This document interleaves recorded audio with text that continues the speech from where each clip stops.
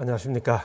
우리 2016년 제4기 안실학교 작년 교과 욥기 연구 그 마지막 해설을 시작하겠습니다. 이 방송 녹화는 연말에 분주한 일정 때문에 미리 녹화하는 것이라 우리 그 ABN 시청 소감을 마지막 2주 동안 전해드리지 못하는 점에 대해서 우리 여러 성도님들의 이해를 구합니다. 또다시 한 해가 저뭅니다. 참 세월이 빠르죠. 지금 보시는 사진은 해 넘어가는 진도의 세방 낙조입니다. 참 아름답죠. 또 이렇게 한 해가 넘어가는데 올 한 해도 우리를 지켜주시고 이렇게 연말을 맞이하도록 해주신 하나님께 정말 감사하는 마음으로 이제 마지막 교과 해설을 시작하겠습니다. 제14과 욥기에서 배워야 할 교훈들이라고 하는 제목입니다. 야고보 5장 11절입니다. 보라, 인내하는 자를 우리가 복되다 하나니 너희가 욥의 인내를 들었고 주께서 주신 결말을 보았거니와 주는 가장 자비하시고 긍휼히 여기시는 이시니라. 야고보 5장 11절입니다. 인내하는 자를 우리가 복되다 하나니 너희가 욥의 인내를 들었고 주께서 주신 결말을 보았거니와.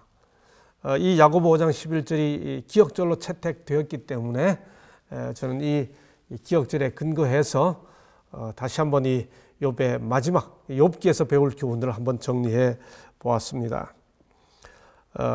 요일별 소재를 보죠. 눈으로가 아니라 믿음으로 악한 존재, 이런 친구들과 함께 가시덤불과 엉겅퀴보다 심한 예수님과 욥.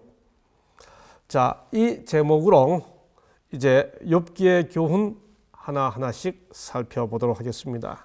먼저 일요일 소재입니다. 눈으로가 아니라 믿음으로. 이 제목, 이 교과책의 제목을 제가 이렇게 바꾸어 보았습니다. 욥기가 주는 교훈 1, 보이지 않는 세계에 대한 교훈입니다. 욥기에서 우리가 배울 첫 번째 교훈은 이 세상에는 눈으로 볼 수 없는 것들이 훨씬 많다는 사실.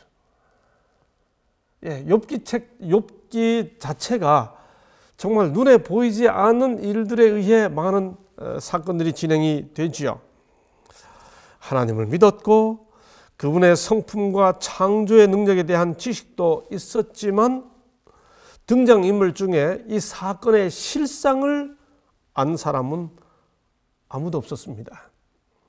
정말 눈에 보이지 않는 어떤 세계에 의해 이루어지는 일 때문에 이들이 일들을 겪죠. 우리도 마찬가지입니다. 보이지 않는 실제들에 대해 우리는 불신하고 무감각하게 살아가죠. 눈에 보이는 것만 전부인 줄 알고 가장 소중한 줄 알고 살아가는 우리들이죠. 그러나 우리는 사실 눈에 보이지 않는 것들이 실제하고 있고 때로는 그것들이 우리들의 삶 속에 더욱 중요한 영향을 끼친다는 사실을 인식하고 눈에 보이는 것만을 보면서 살아가는 우리들의 연약함과 우리들의 지각, 우리들의 깨달음의 한계를 이해하고 믿음으로 살아가야 할 것입니다. 교과책은 고린도후서 5장 7절과 4장 18절을 읽어보라고 권합니다. 우리가 주목하는 것은 보이는 것이 아니요 보이지 않는 것이니 보이는 것은 잠깐이요 보이지 않는 것은 영원함이니라. 가시 세계를 살아가는 우리들, 혈과 육을 가지고 살아가는 우리들은 가시 세계가 전부인 줄 알고 혈과 육이 전부인 줄 알고 살아가기가 너무나 쉬운 존재들이죠. 그러나 성경은 우리가 주목하는 것은 보이는 것이 아니고 보이지 않는 것이니 보이는 것은 잠깐이고 보이지 않는 것이 영원하다고 권해줍니다. 그렇게 하는 이유는 뭡니까? 5장 7절 이는 우리가 믿음으로 행하고 보는 것으로 하지 아니함이로라. 하나님 보이지 않잖아요. 주의 말씀 우리 귀에 음성으로 들리지 않잖아요. 그래서 우리는 보이지 않는 분을 믿잖아요. 보이지 않는 말씀을 믿음으로 듣지 않습니까? 그래서 우리는 믿음으로 행하고 보는 것으로 하지 아니하는 거죠. 바울의 눈은 항상 눈에 보이지 않는 것과 영원한 것에 고착되어 있었다.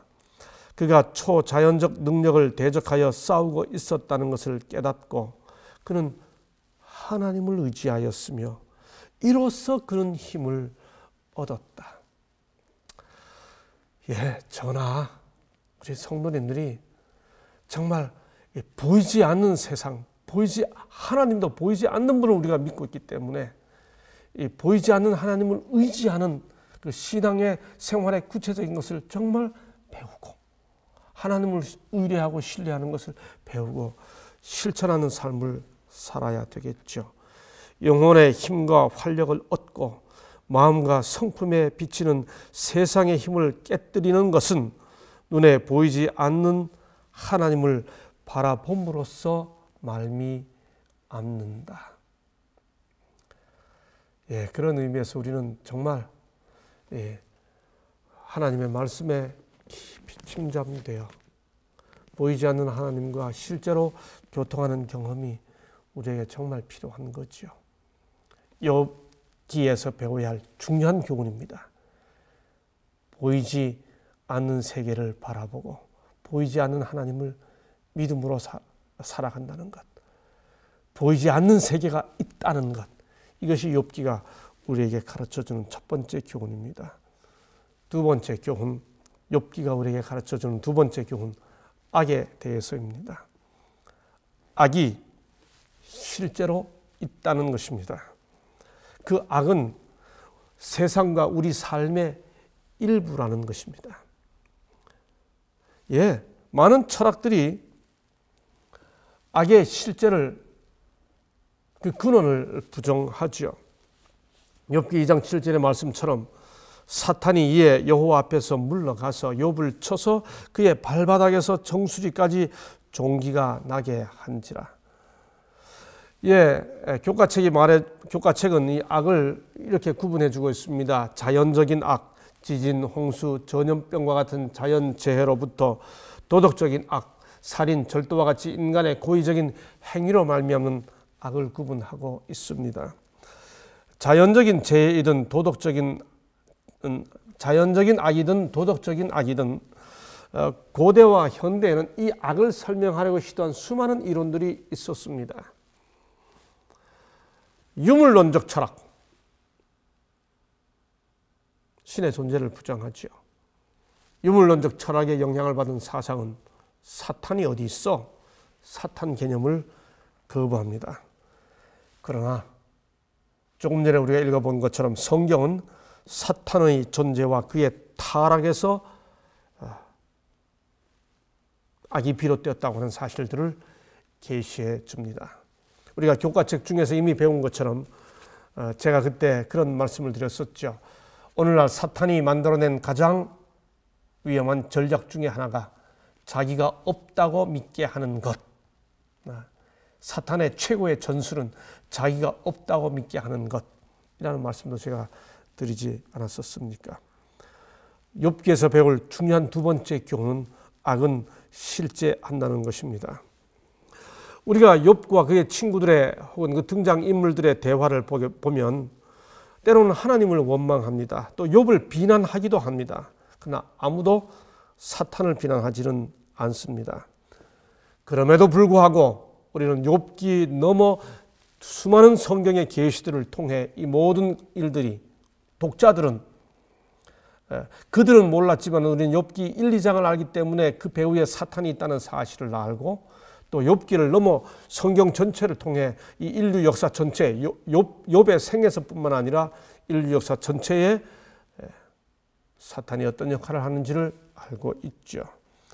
그래서 예수님을 사탄이 시험했고요.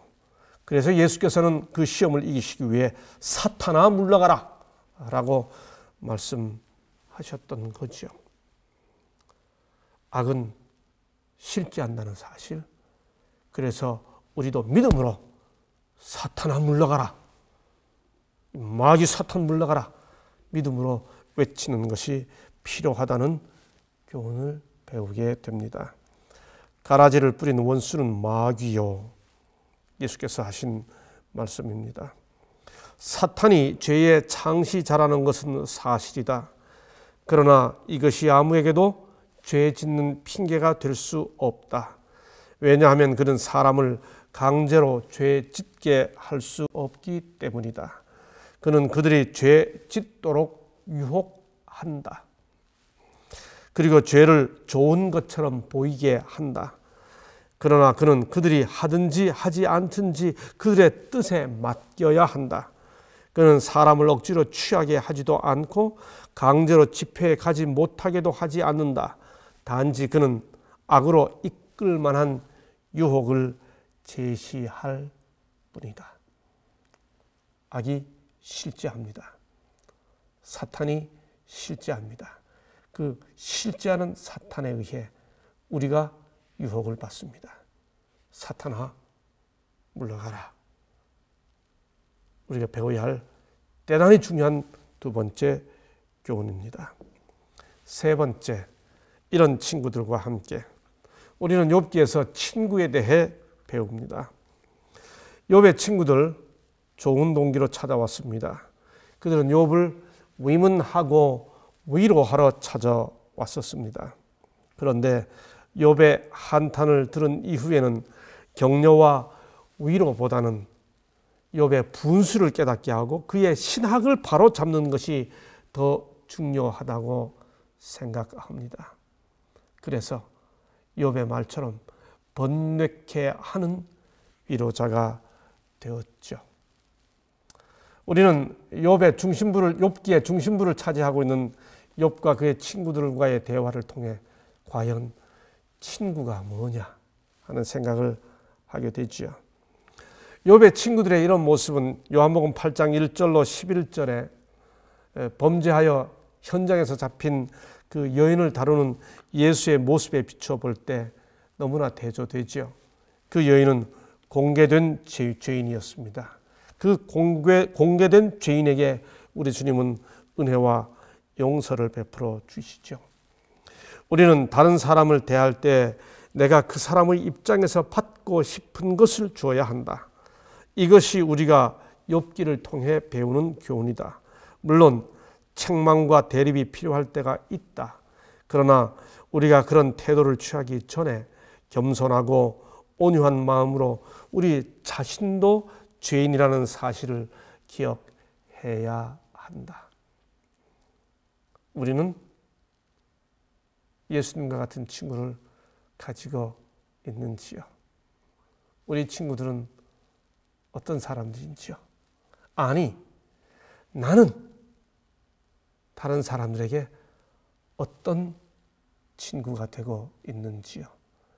엘리바스처럼 고난당한 욥에게 찾아와 내가 지난밤에 언뜻 하나님을 만나고 계시를 보았는데 하나님께서 너를 이렇게 했다고 마치 계시까지 동원해 가면서 그 사람을 거의 좌절시키는 그런 친구는 아닌지요.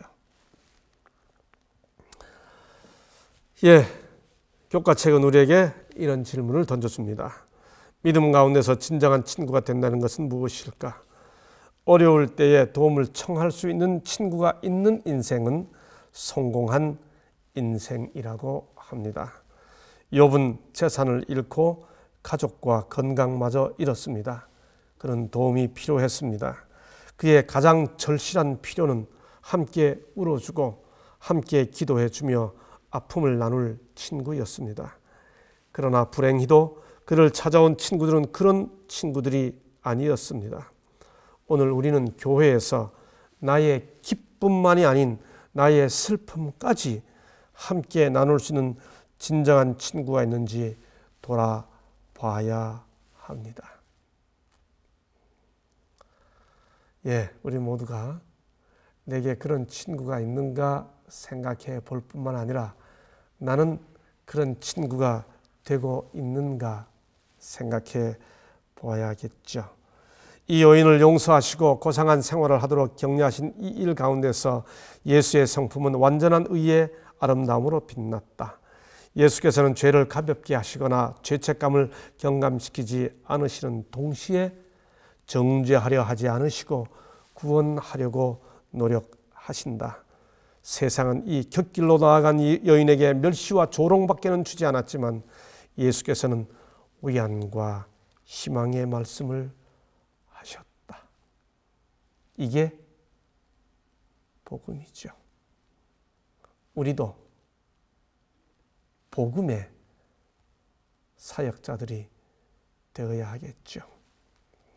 네 번째 교훈입니다. 가시덤불과 엉겅퀴보다 더 심한 욥기에서 배울 네 번째 교훈은 인생의 고난에 대한 교훈입니다. 창세기 3장 18절에 보면 인간이 범죄한 이후에 주님께서 땅이 내게 가시덤불과 엉겅퀴를 낼 것이라 내가 먹을 것은 밭의 채소인즉 라는 말씀을 주시죠. 우리 삶에 근본적 고난이 있을 것임을 말씀하신 것입니다. 사는 건 힘들어요. 우리 주위에 오렌지족도 있고 그야말로 고생이라고는 모르고 살아가는 사람들이 간혹 보이죠. 그러나 또 들여다보면 다 나름대로 힘든 삶들이 있죠. 고통과 질병과 가난과 전쟁과 범죄와 불안과 오염과 불의는 다 우리들의 삶의 가시덤불과 엉겅퀴들입니다. 그래서 고대 역사가 헤로도투스는 인간이 출생한 다음에 그가 살아갈 삶의 미래를 내다보면서 애곡하는 사회가 있다고 소개합니다. 대단히 극단적입니다. 그러나 이런 관찰은 어디나 있었던 것 같습니다. 제가 중학교 때 배운 노래 중에 그 어린아이가 뛰노는 모습을 보면서 그가 세상 일 모르고노나 하는 노래 있죠. 어려운 시절만 닥쳐오리니 잘 쉬어라 켄터키의 집. 그 켄터키의 집, 그 노래에서도 어린아이들의 삶의 진짜 미래를 내다볼 때 어려운 일만 닥쳐오리니 라고 하지 않습니까? 삶은 고난이에요. 하루하루의 삶 속에서 늘 가시덤불과 엉겅퀴가 있죠. 욥은 고난을 겪었습니다.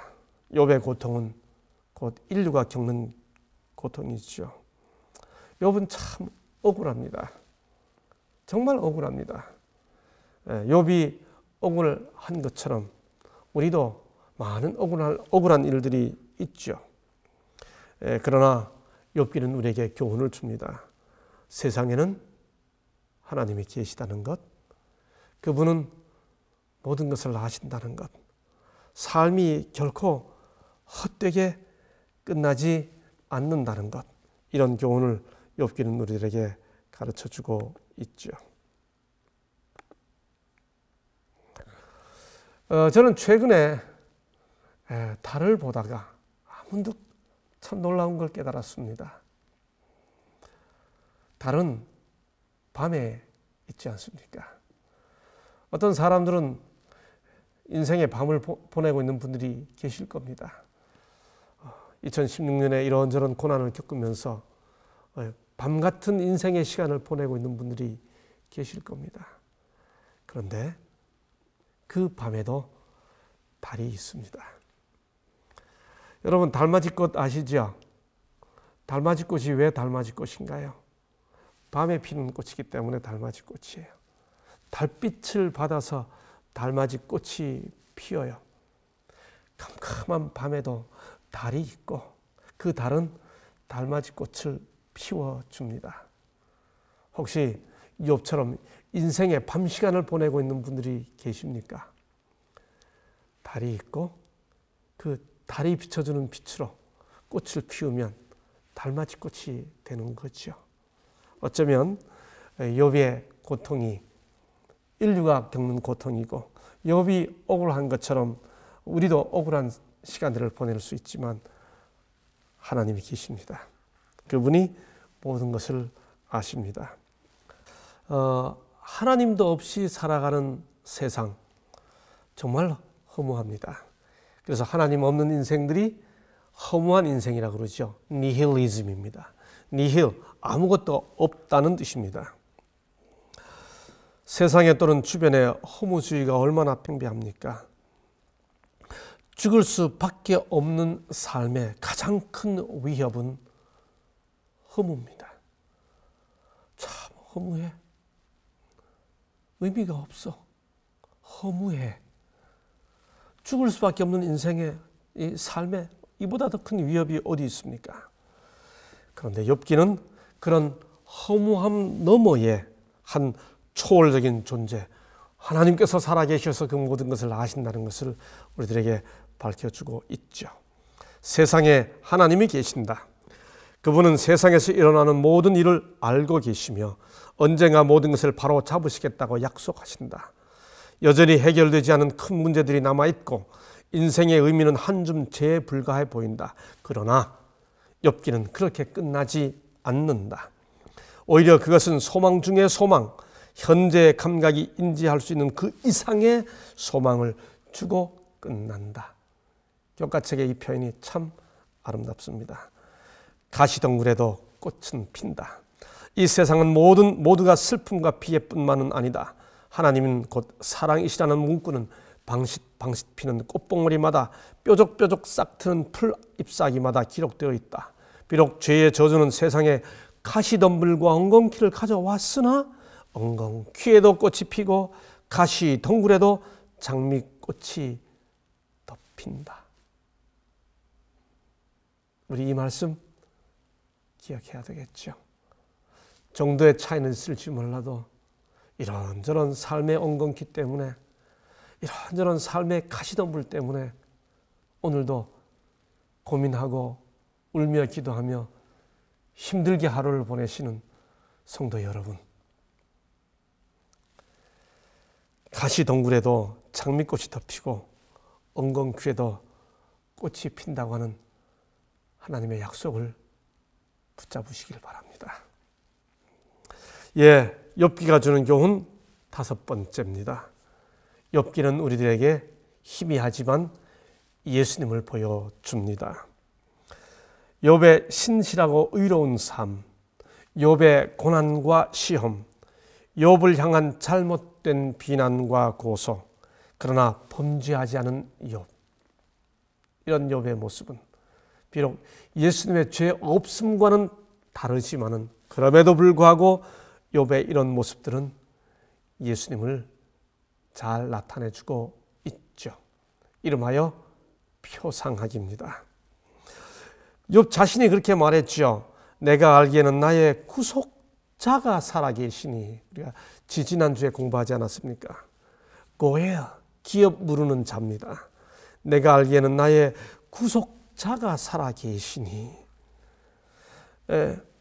욥의 생애와 예수님의 생애, 우리는 욥의 모습에서 예수님의 모습을 언뜻 보게 됩니다.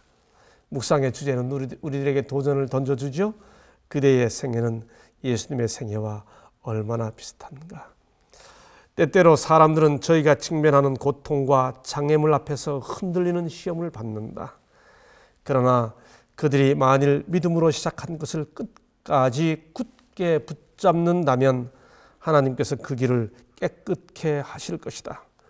고난을 대적하여 싸울 때 성공은 그들에게 올 것이다. 예, 이렇게 욥기를 우리가 한기 동안 공부했습니다마는 여전히 욥기에 남은 질문들이 있습니다. 해답이 없는 많은 질문들을 남겨놓았습니다. 예, 사실 성경의 핵심 주제인 구속의 경륜도 우리가 구원받은 이후에도 영원히 연구할 주제입니다. 각시대의 대쟁투 678쪽에 있죠. 그러니 이 욥기 한 권이 우리의 문제를 다 해답을 주지는 못합니다. 그럼에도 불구하고 욥기의 보편적 기별을 한 문장으로 압축하면 그것은 마태복음 24장 13절로 대신할 수가 있습니다. 끝까지 견디는 자는 구원을 얻으리라. 이제 욥기를 마쳐가면서 이 욥기 교과 해설을 맨 처음 시작할 때 제1과에서 던졌던 질문을 다시 한번 생각해 봅니다.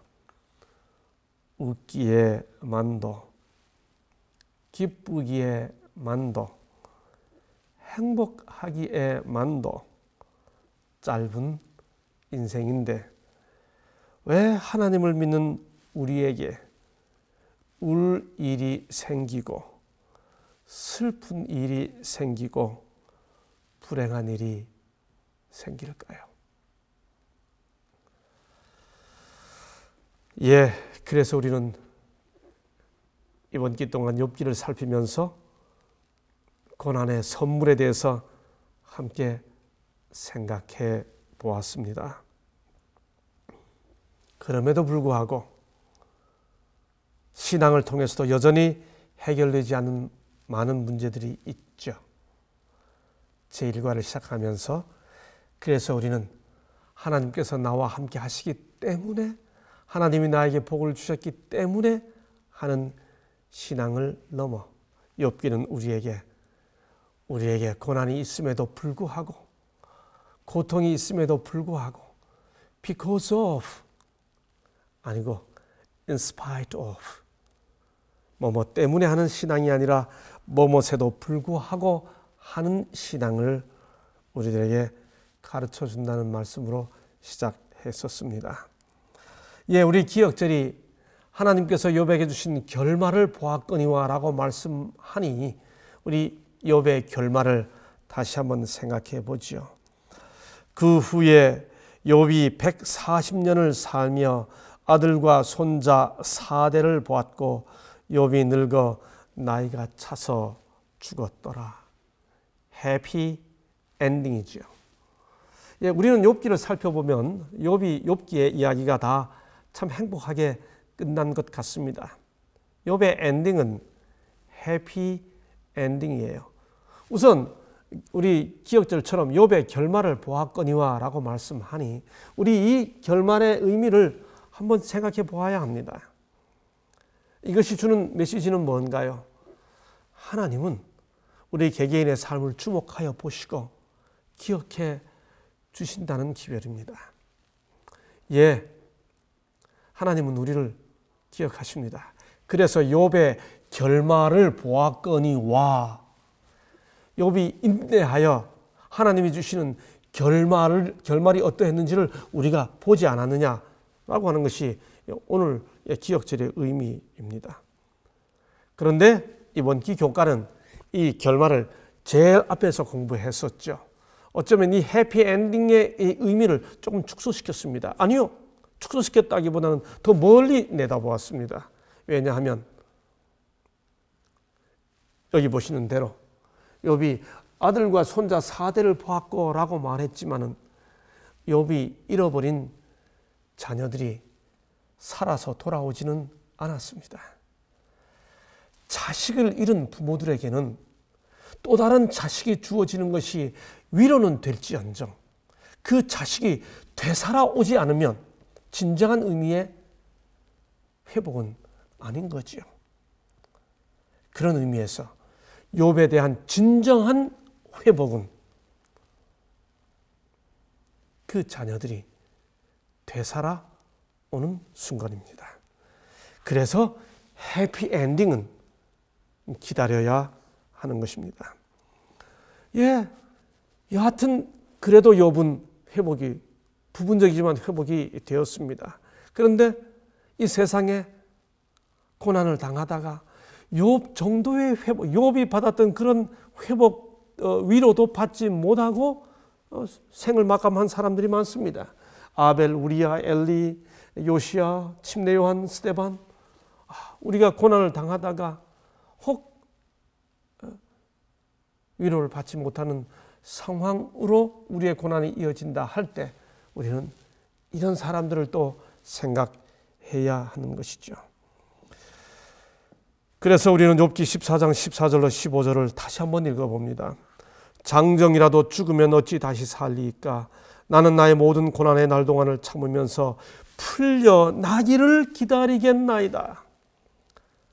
우리 이거 공부했었죠. 풀려나기를 기다리겠나이다. 욥의 진짜 소망이 부활에 있었죠. 온전한 회복에 있었죠. 그래서 우리는 욥기에 남겨진 모든 질문들을 이 말씀으로 대신해야 합니다. 그러므로 때가 이르기 전 곧 주께서 오시기까지 아무것도 판단치 말라. 다시 말해, 온전한 회복과 온전한 이해는 주님 오시는 그날 이루어진다고 하는 것입니다. 제 생각에는 욥기에서 배워야 할 정말 중요한 교훈이 바로 이것이 아닌가 생각해 봅니다. ABN의 부탁으로 지난 3기부터 4기까지 금년 반년 동안 우리 재림 성도들을 만날 수 있었던 것은 제게는 커다란 축복이었습니다. 이제 욥기 해설을 마치면서 이제 내년 신년도부터는 다른 분이 이제 교과 해설을 시작할 것입니다. 교과 해설이 마칠 때마다 교과의 진정한 목적이 단지 깨닫는 것만이 아니고 느끼는 것으로 가야 하고 행하는 것으로 이어질 때 학습 목표가 이루어진다는 것을 매 교과 해설 때마다 강조했었습니다. 정말 우리의 교과 공부가 그런 공부가 되도록 우리의 지정의, 우리의 인격이 총동원되는 그런 공부가 되었으면 좋겠습니다. 말씀드린 것처럼 ABN을 통해서 교과를 함께 우리 성도님들과 나누었던 시간들이 제게는 개인적으로도 큰 축복이었습니다. 비록 이 해설 방송을 준비하는 시간이 제게 시간적 부담이 크기도 했었습니다만은 그것은 또 제게 또 다른 말씀의 축복이었죠. 이런 봉사를 하는 ABN에 하나님의 축복이 함께 하기를 바랍니다. 그리고 함께 시청해 주시고 성원해 주시고 또 반응을 보여주신 모든 시청자 성도님들에게 또 우리 모든 교우님들에게 우리 주님의 은혜와 평강이 함께 하기를 바랍니다. 2017년이 시작됩니다. 새해 인사 미리 드리겠습니다. 2017년 새해 복 많이 받으시기 바랍니다. 감사합니다.